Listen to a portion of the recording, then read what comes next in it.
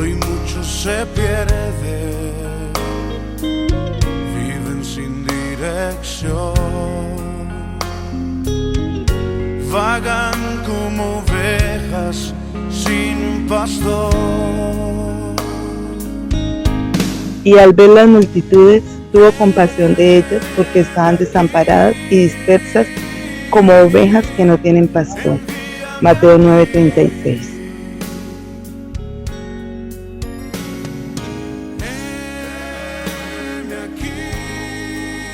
Buenas noches, los saludo hoy 20 de marzo, mes de compasión. Yo iré por aquellos que vagan sin ti. Bienvenidos todos a nuestro tiempo de comunión de los miércoles en la noche.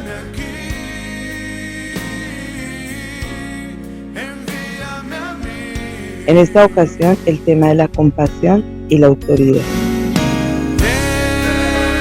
Heme aquí, envíame a mí. Gracias te damos, Señor, por esta nueva oportunidad de atender tu palabra. Nuestro corazón está abierto para ti, Señor. Después de este tiempo, exaltándote, bendiciéndote, queremos recibir, Señor, todo tu consejo. Guíanos, Señor, por tu Espíritu. Paso a paso, Señor, queremos conocer y hacer tu voluntad. En el nombre de Jesús, amén. Puedes tomar tu asiento. Para esta noche, nuestro tema es la compasión y la autoridad.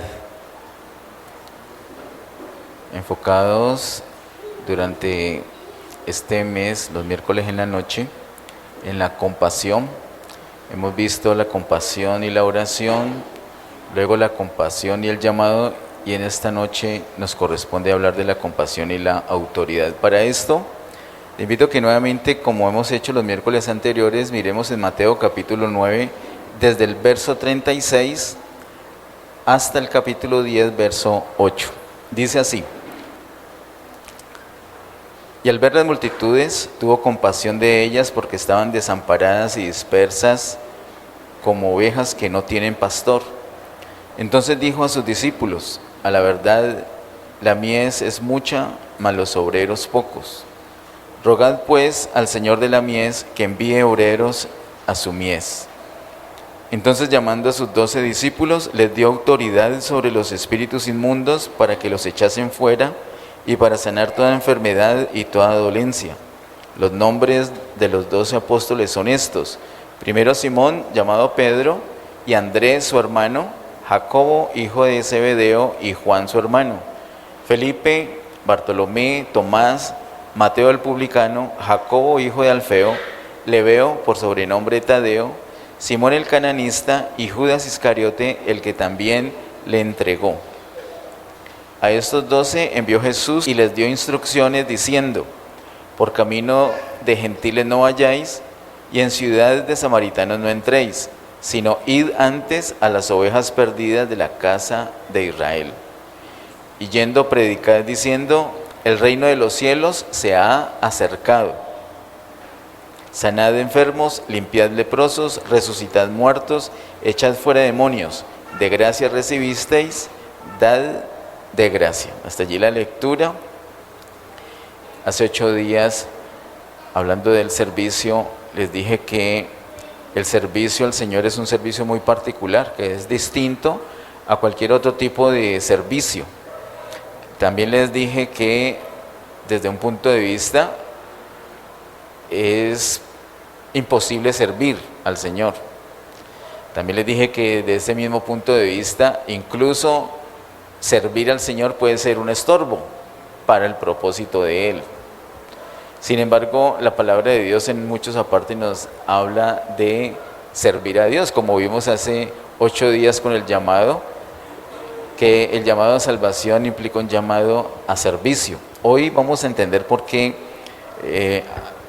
esa aparente contradicción. Realmente no hay contradicción en la palabra, sino que debemos entender, como les he dicho, que el servir al Señor es algo muy particular. Y hoy ojalá que el Señor nos alumbre el entendimiento y podamos comprender cómo es el servicio a Él. Hay unas pautas aquí, hay un orden, como lo hemos visto. Primero es el rogar para que el Señor envíe obreros, luego es el llamado.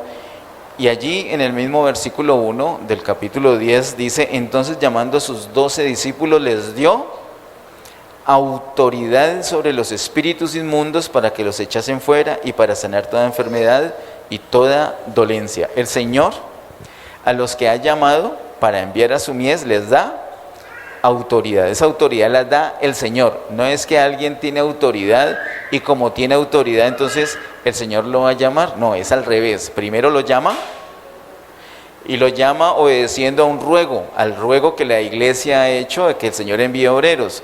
Cuando el Señor escucha ese ruego, entonces los envía. Al enviarlos, entonces Él les da autoridad. Es una autoridad que intrínsecamente o de por sí nosotros no tenemos propiamente.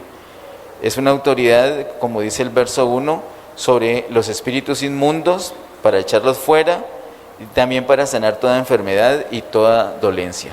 No tenemos esa autoridad humanamente, es una autoridad que directamente la da Dios. Lo primero que tenemos que hacer para poder gozar, para poder ser portadores de esa autoridad que da Dios, lo primero es reconocer que la autoridad es de Él. De hecho, en el capítulo anterior, el verso 38 dice: rogad pues al Señor de la mies que envíe obreros a su mies. Lo primero es reconocer que el Señor es la autoridad, que la mies no es nuestra, sino que la mies es del Señor, y como es del Señor, a Él es que le vamos a rogar. No es una decisión, no es por la mayoría. Levanten la mano, ¿quién cree que puede hacer esto? ¿Quién vota? No es por democracia, es porque el Señor los envía.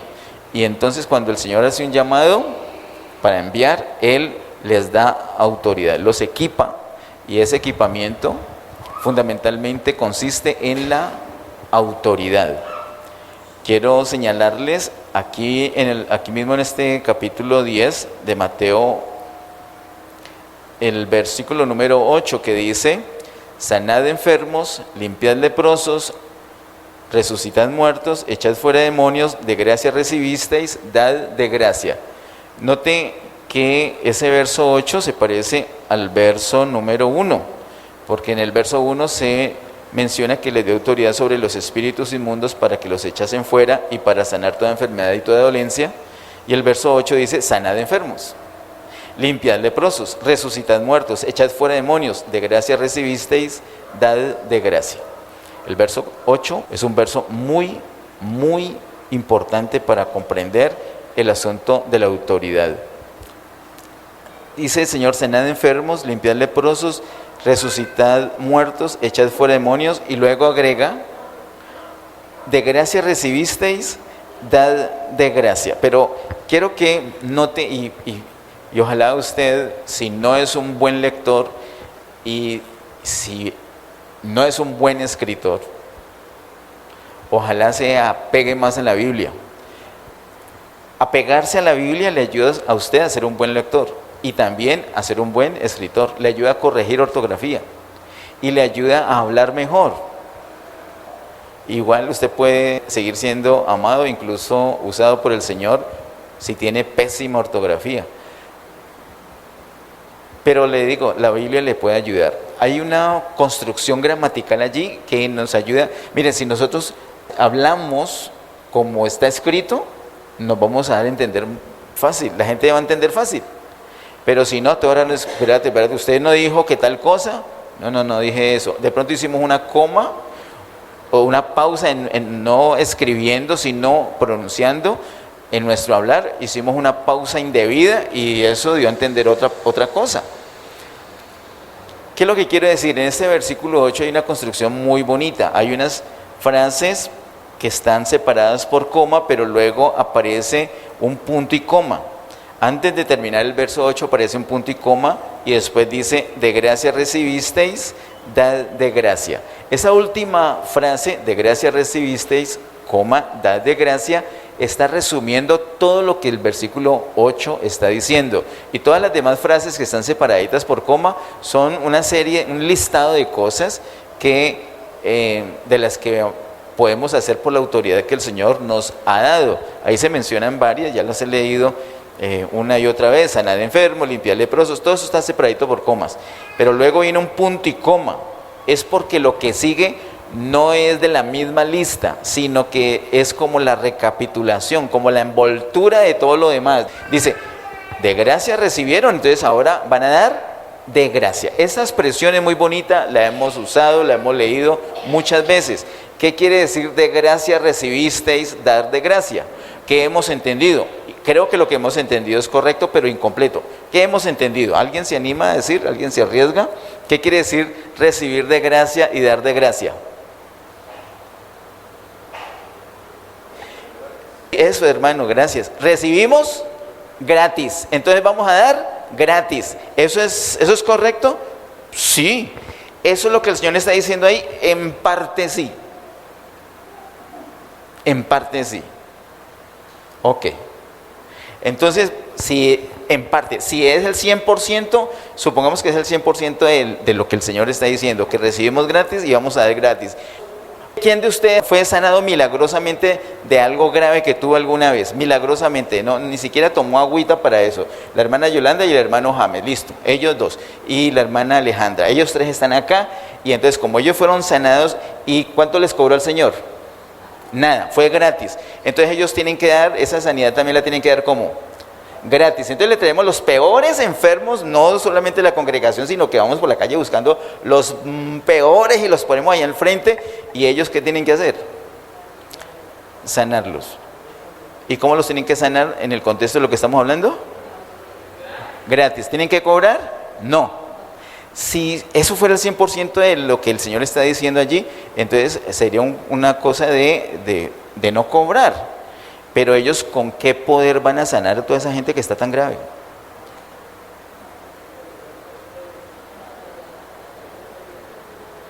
Así que esa expresión de gracia recibiste y dad de gracia sí quiere decir que es gratis, pero también algo más profundo. ¿Cómo recibió la sanidad James? ¿Cómo fue posible la sanidad de la hermana Yolanda y de la hermana Alejandra? ¿Qué sucedió en ellos? Lo hemos aprendido, literalmente, ¿qué sucedió? Había algo en ellos que los estaba afectando y los estaba matando. ¿Y qué sucedió en ellos para que se efectuara la sanidad? ¿Perdón? Un milagro. ¿Y en qué consiste el milagro? ¿Qué sucedió? ¿Cómo fueron sanados? ¿Qué hizo el Señor? ¿Los sanó? ¿Cómo hizo para sanarlos? ¿Qué hizo con eso que los estaba matando? El apóstol Pablo tiene una expresión en 1 Corintios 15 que amo y que la usamos casi todos los martes para la oración. Él dijo, sorbida es la muerte en victoria. ¿Qué es esa victoria? En el contexto de 1 Corintios 15 es la resurrección, la vida de resurrección. ¿Qué operó en el hermano James para que fuera sanado milagrosamente? El poder de resurrección encapsuló lo que lo estaba matando. Lo mismo para la hermana Yolanda, lo mismo para la hermana Alejandra, lo mismo para todos. Y no solamente para eso, para los pecados, para las tentaciones, para las ataduras, para los demonios.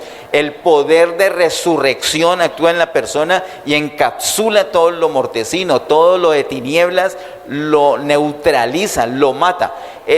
Como aprendimos recientemente, el Señor mata la muerte. La muerte de la muerte es el poder de resurrección.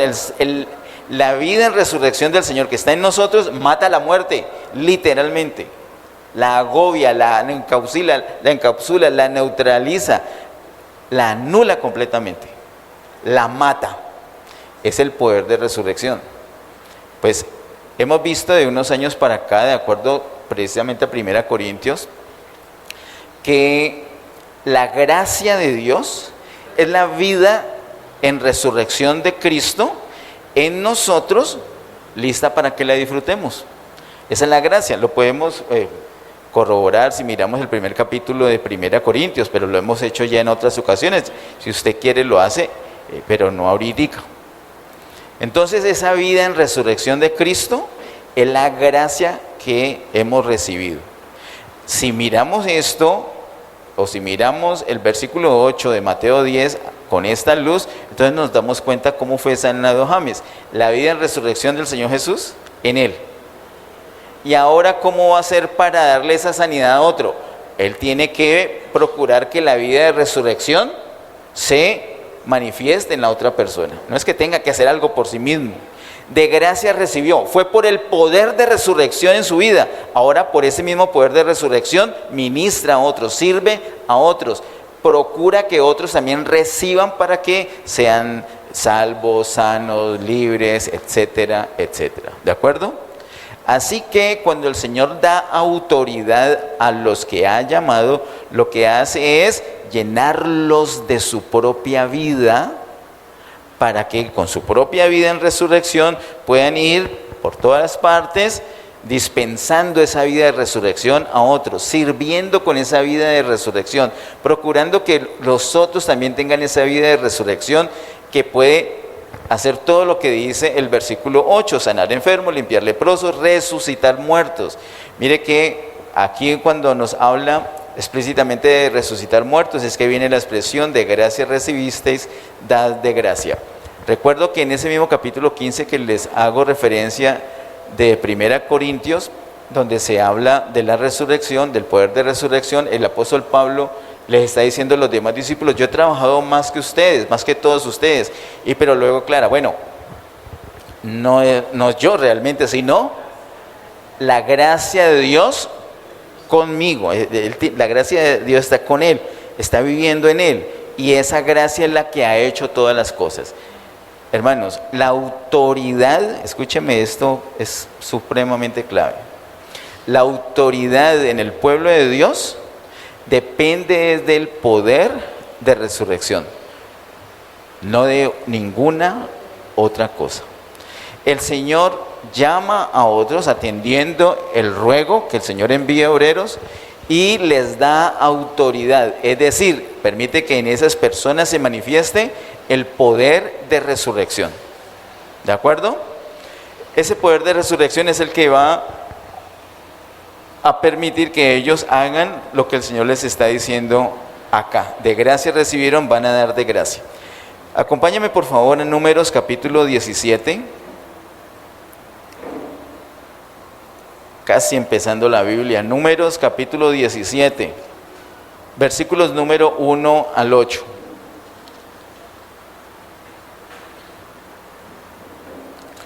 Números capítulo 17, versos 1 al 8, dice, luego habló Jehová a Moisés diciendo, habla a los hijos de Israel y toma de ellos una vara por cada casa de los padres, de todos los príncipes de ellos 12 varas conforme a las casas de sus padres, y escribirás el nombre de cada uno sobre su vara.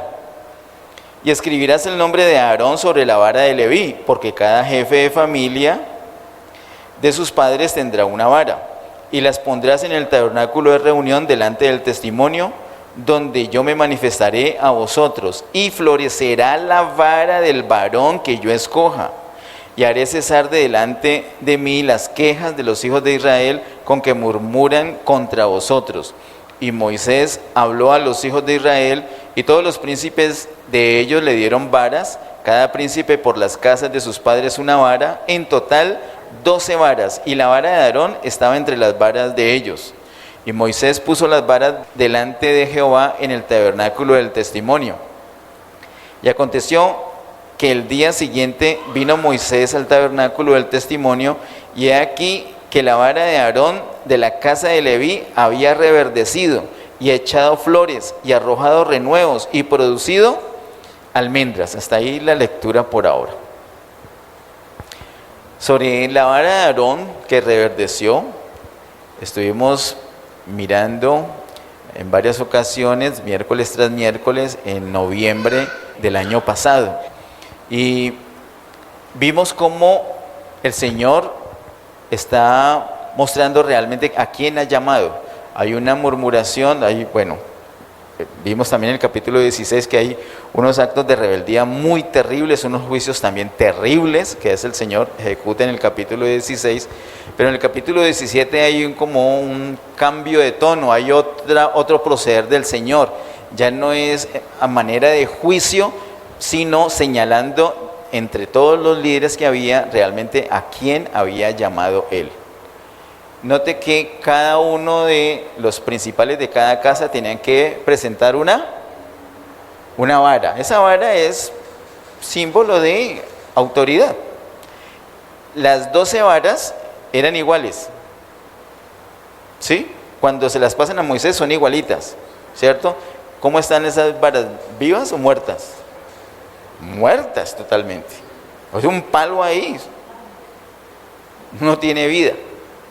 Las 12 varas son dejadas en el tabernáculo delante del testimonio, pero al otro día, cuando van a mirarlas, empieza Moisés a coger cada vara y coge la vara de Aarón. ¿Y qué sucedió con la vara de Aarón? Reverdeció. ¿Qué más? Floreció. ¿Qué más? Y dio almendras. ¿Y las otras varas cómo estaban? Secas. Yo me imagino cuando Aarón recoge la vara. ¡Qué emoción! Y ver que las otras no están así. Yo no creo que él haya sacado pecho y se hubiera llenado de orgullo diciendo, vea que yo sí soy el llamado de Dios. Me da la impresión, no está escrito, pero me da la impresión de que ese hombre se puso fue a llorar de ver el poder manifiesto del Señor. Esto es un tipo que nos muestra número 17 de cómo la autoridad en el pueblo de Dios. La autoridad en el pueblo de Dios depende del poder de resurrección. Si no hay poder de resurrección, no hay autoridad de parte de Dios. Ninguno de las otras 11 varas reverdeció, solamente la que el Señor había elegido, a Aarón. Amén. Ahora, ¿para qué es esa autoridad? ¿Para qué es esa autoridad que depende de resurrección? Para reverdecer, para florecer y para dar almendras. ¿Para qué sirve eso? ¿Para qué son las almendras? Para comer. El poder de resurrección, que es el fundamento de la autoridad en el pueblo de Dios, permite que las personas tengan el alimento debido. Dios siempre quiere alimentar a su pueblo. De hecho, en la profecía del Señor Jesús, en Mateo 24 y 25, hay una bienaventuranza para el siervo fiel que le dé el alimento a los de su casa oportunamente. El alimento el pueblo de Dios tiene que estar alimentándose continuamente. Para eso son las almendras. Y las almendras salen de una vara que estaba muerta, pero reverdeció. ¿Eso cómo se llama? Poder de resurrección. Acompáñame ahorita nuevamente a Mateo, esta vez al capítulo 16. Mateo capítulo 16, desde el verso 21 hasta el verso 24. Mateo 16, verso 21 al 24 dice: desde entonces comenzó Jesús a declarar a sus discípulos que le era necesario ir a Jerusalén y padecer mucho de los ancianos, de los principales sacerdotes y de los escribas, y ser muerto y resucitar al tercer día. Voy a hacer una pausita allí. 3 cosas básicamente le dijo a sus discípulos. 1, que iba a sufrir mucho, iba a ir a Jerusalén a sufrir mucho. 2, que iba a morir. Y 3, que iba a resucitar, ¿cierto? Eso es lo que nos dice la palabra del Señor allí en el versículo número 21. Verso 22, entonces Pedro, tomándolo aparte, comenzó a reconvenirle diciendo: Señor, ten compasión de ti, en ninguna manera esto te acontezca. ¿Qué era lo que no quería Pedro? ¿Qué era lo que Pedro le quería evitar al Señor? Las 2 primeras cosas. ¿Cuáles 2 primeras cosas? Los sufrimientos y la muerte.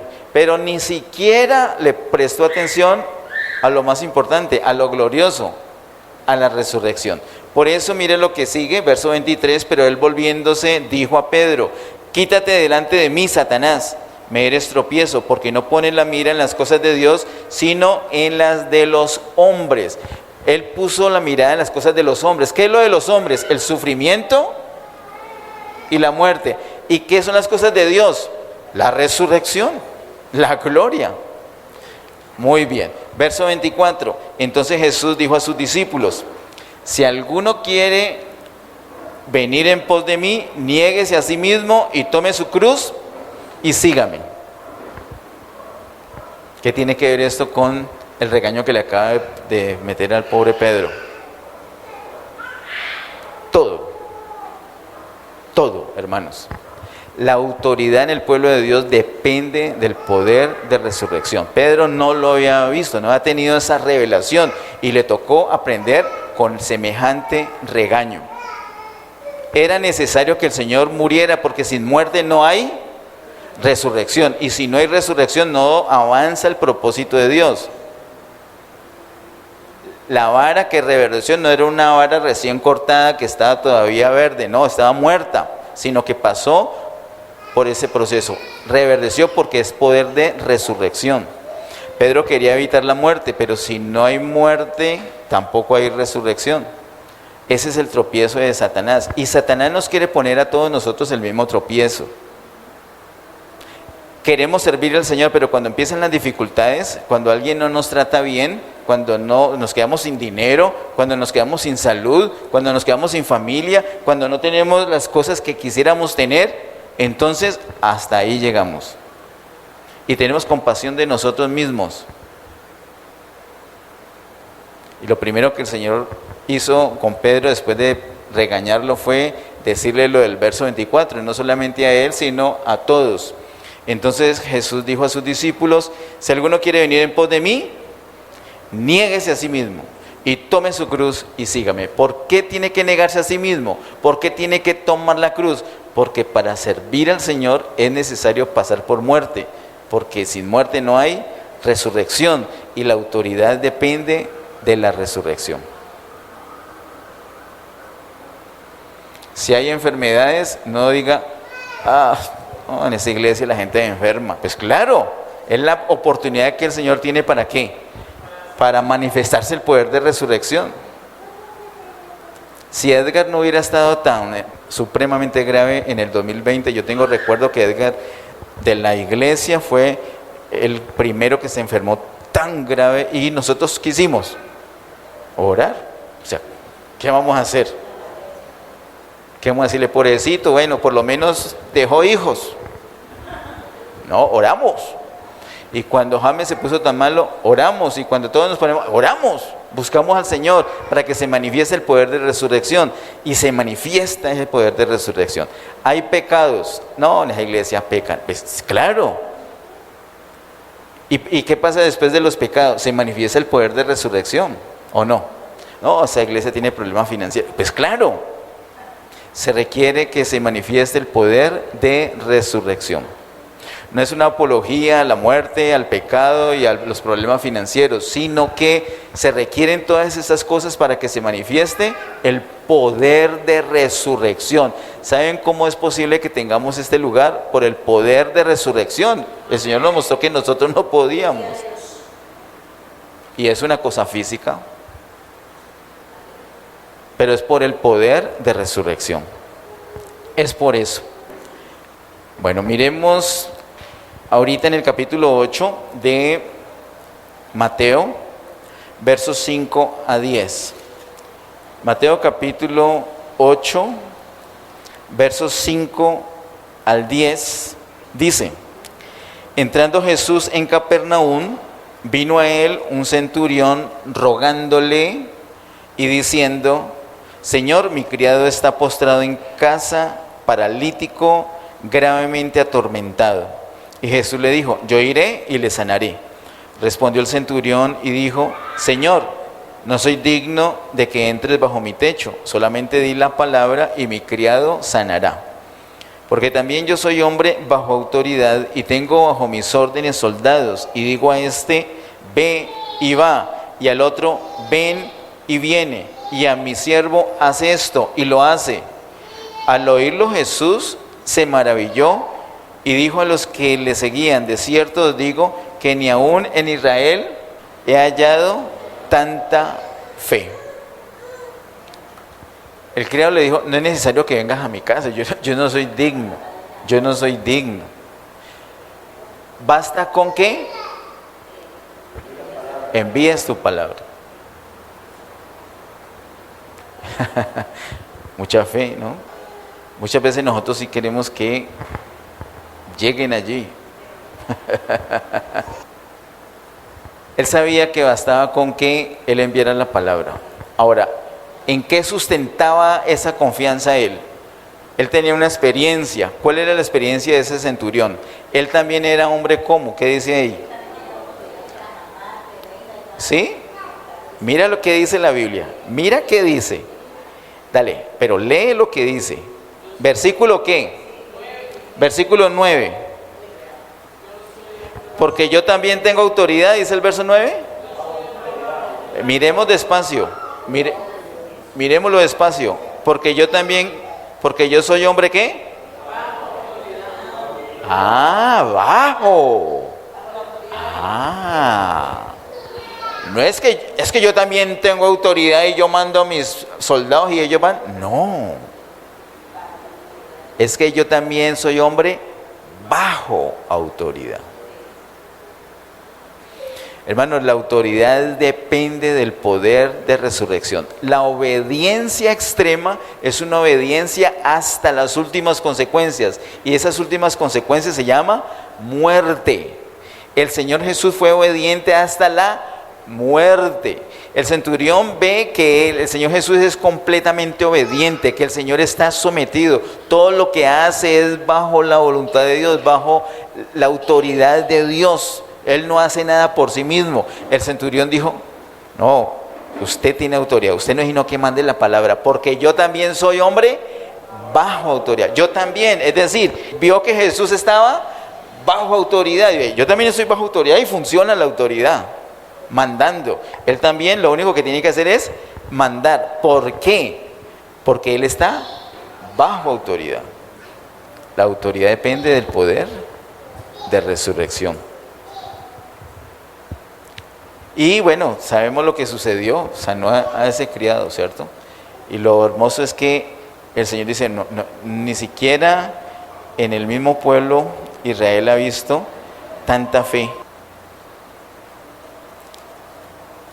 Miremos ahorita, por favor, en 2 Corintios capítulo 3.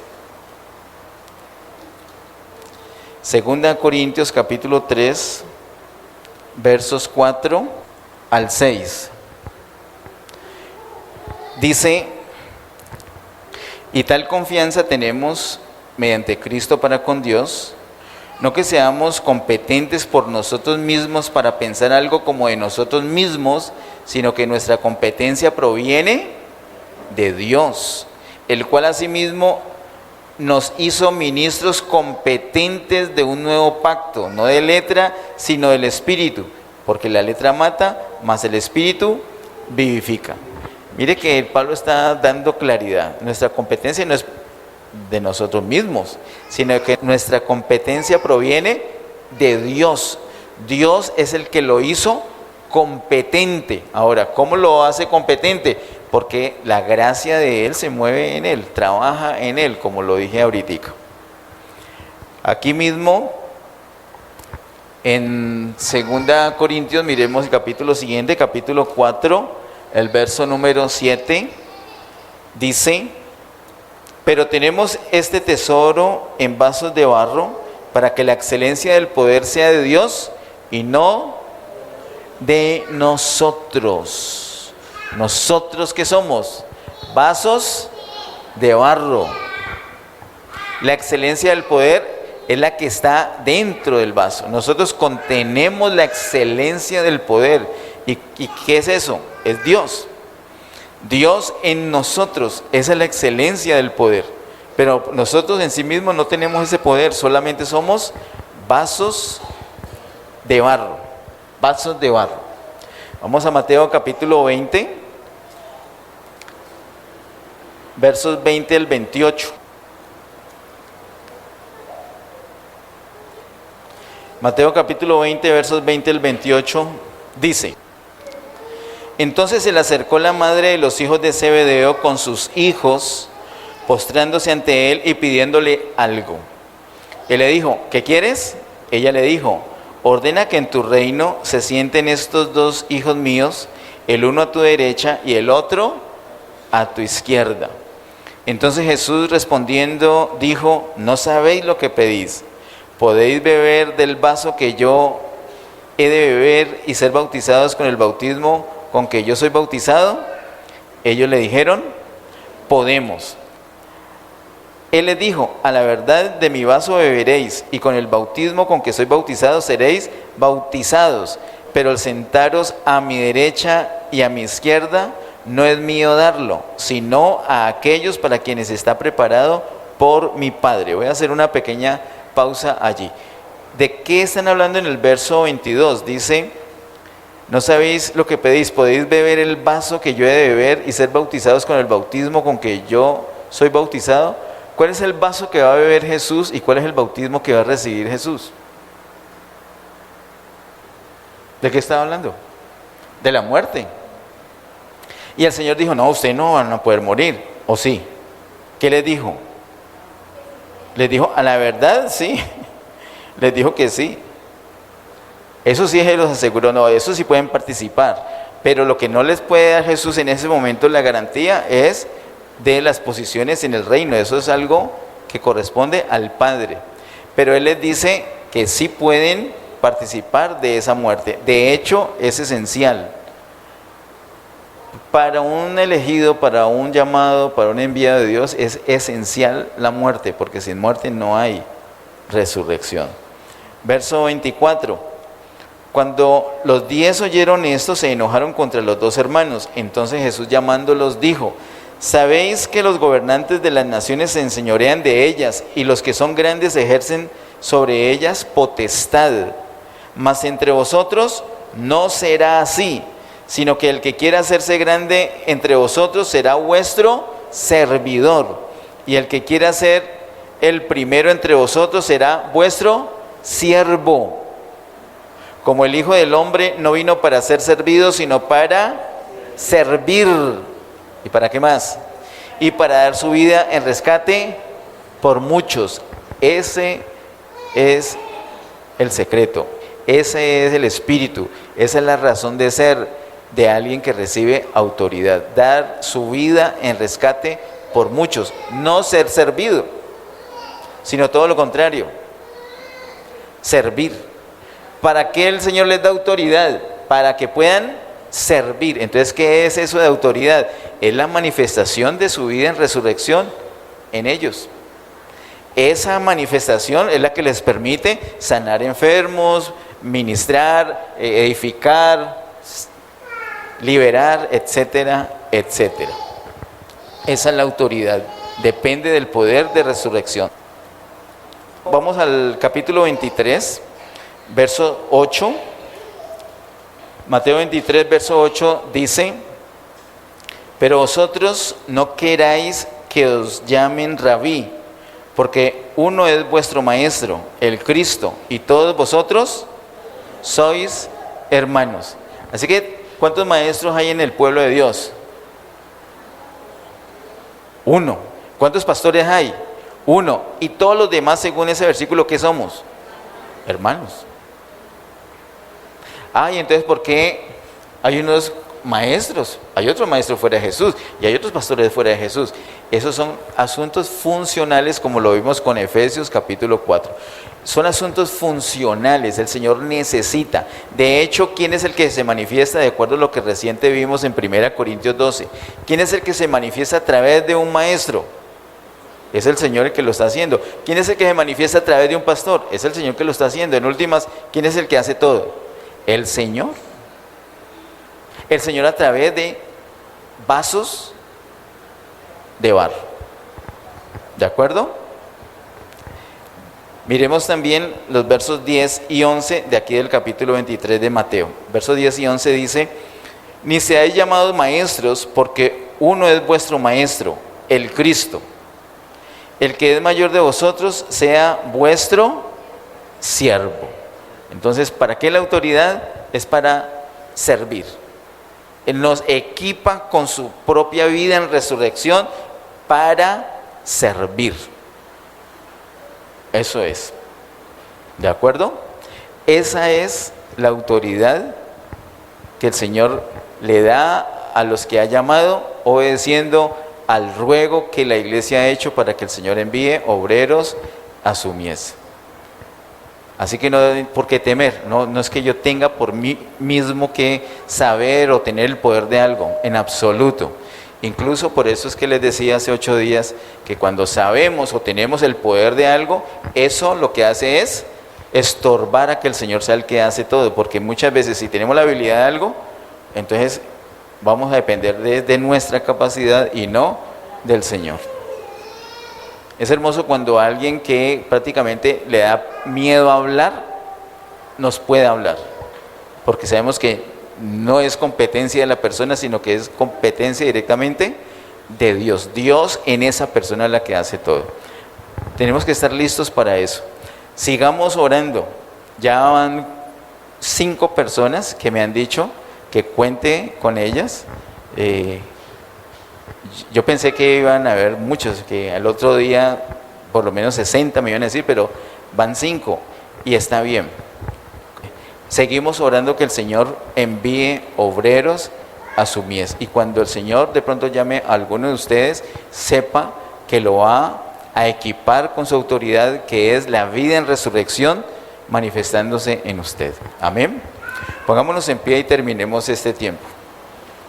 Amado Padre, en el nombre de Jesús, gracias Señor te damos por tu palabra, gracias por tu diseño, gracias por tu propósito, gracias Señor porque tienes compasión de nosotros mismos, sabes que somos polvo, sabes que te necesitamos, tienes compasión de las almas perdidas Señor, queremos unirnos a ti en esa compasión. Seguimos rogando a ti que eres el Señor de la mies, que envíes obreros a tu mies. Envíalos, Señor. Sabemos que si tú los envías te vas a encargar absolutamente de todo, los vas a equipar con autoridad y les vas a dar las instrucciones de lo que deben hacer. Padre, gracias por esta palabra. Pido tu bendición para todos los que estuvieron aquí en este momento recibiendo en esta comunión, los que van a recibir esta palabra también por el canal de YouTube. Tócanos, Señor, con tu palabra, avívanos, Señor, impártenos tu vida. Ese es nuestro deseo y necesidad. Te bendecimos, Señor, toda gloria, honra a ti por siempre, en el nombre de Jesús. Amén. Bendiciones.